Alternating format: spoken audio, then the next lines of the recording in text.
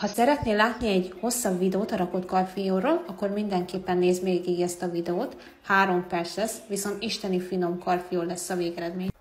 2 fej hagymát megpucoltam, illetve összevágom őket jó apróra, majd jöhetett a karfiol. Rózsáira fogom őket szedni, hiper-szuper gyorsan. Én a keményebb torzsáit ugyanazt le fogom őket vágni, majd utána szépen megmosom őket, majd fölteszem sós vízben főni, illetve vegetás vízben. A karfiolokat mindig fél puhára főzöm, majd lefedem őket egy fedővel, de majd mutatni is fogom. A hagymához hozzáadok olajat, és elkezdtem dinsztelni. Házi piros paprikát teszek, egy kis kanálnyit, én nem szeretem annyira ezt piros paprikásan. Hozzáadom a darált húst. A fakanálomnak a segítségével elkezdem őket szétszedni, a rögöket, hogy ne legyen darabos, a ragú. Én azt szeretem, hogyha málik egy ragú, szerintem így sokkal finomabb. Borsozom, ízlés szerint, ki hogy szeretné.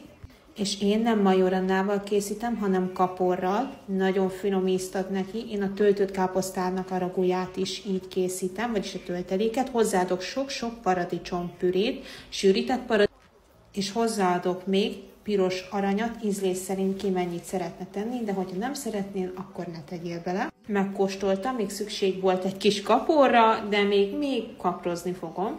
Ilyenkor, mikor már megpirult a hús, ilyenkor adom hozzá a rizset, viszont kifőzhetitek külön is. Én mindig így szoktam, nekem így sokkal jobban átveszi a rizs ugyanúgy az ízét. És itt láthatjátok is, hogy most fogom beleszúrni a vegetát, mikor felöntöm vízzel, illetve ekkor fogom sózni. Majd közepes, alacsony lángon fogom őket puhítani a rizs miatt. Itt láthatjátok is, egy kicsit letapadt, de nem baj, fölkapartam.